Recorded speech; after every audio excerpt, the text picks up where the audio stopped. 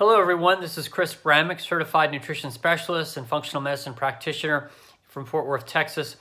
And I just wanted to give you a 3 to 5 minute talk today about depression. You know, there's a lot of reasons why people are depressed today, especially in these unpredictable and very chaotic times.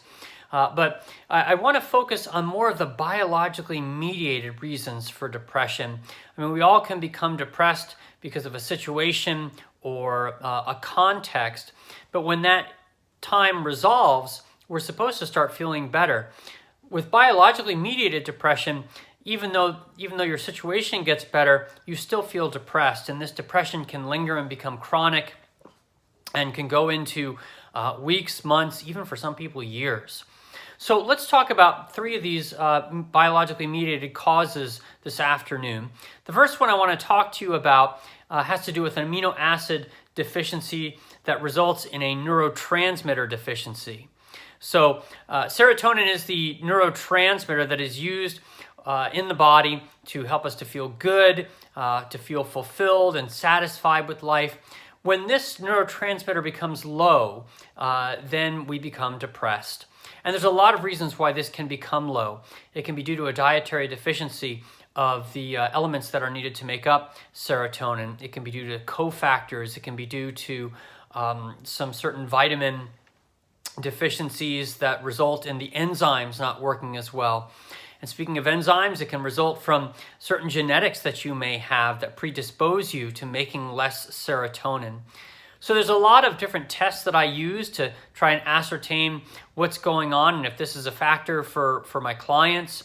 I can look at amino acid testing, genetic testing, blood testing, organic acid testing, and that can give me some clues about whether or not a neurotransmitter deficiency is the cause for depression.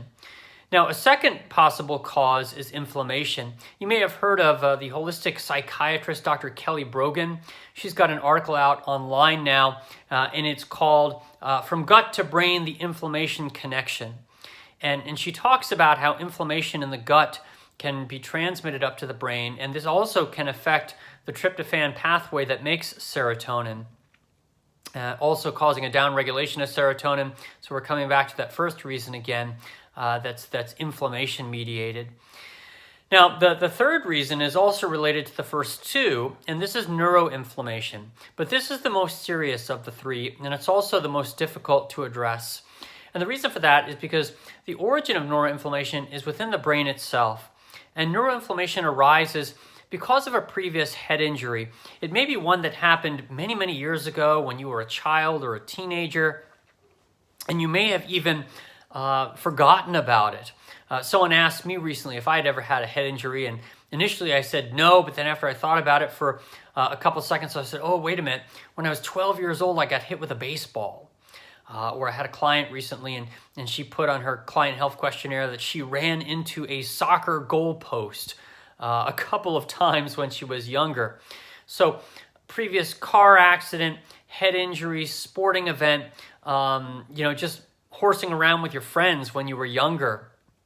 Any of these things can result in neuroinflammation that affects the configuration of the glial cells in the brain, so that they become polarized towards a more inflammatory expression.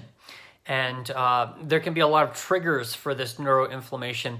They are immune related. It could be a food protein. It could be a chemical smell like a perfume or something in the garage. And it can just make you depressed for a very long period of time. It's usually accompanied by fatigue and other neurological related symptoms.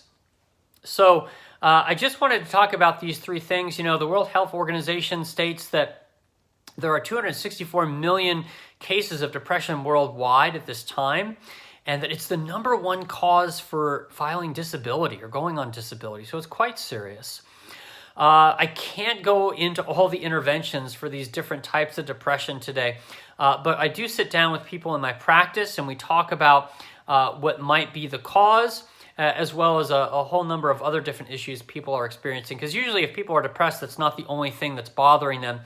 It is usually accompanied by digestive issues or fatigue or some other type of accompanying conditions. So if I can help you to isolate the cause of your depression, please don't hesitate to reach out. You can find me online at vitalfoundations.com or on Facebook under the same name. Please check out more of the videos I have here posted on YouTube. I do wish all of you a very blessed and healthy day, and thank you for watching. Again, this is Chris Bramick, Certified Nutrition Specialist and Functional Medicine Practitioner in Fort Worth, Texas.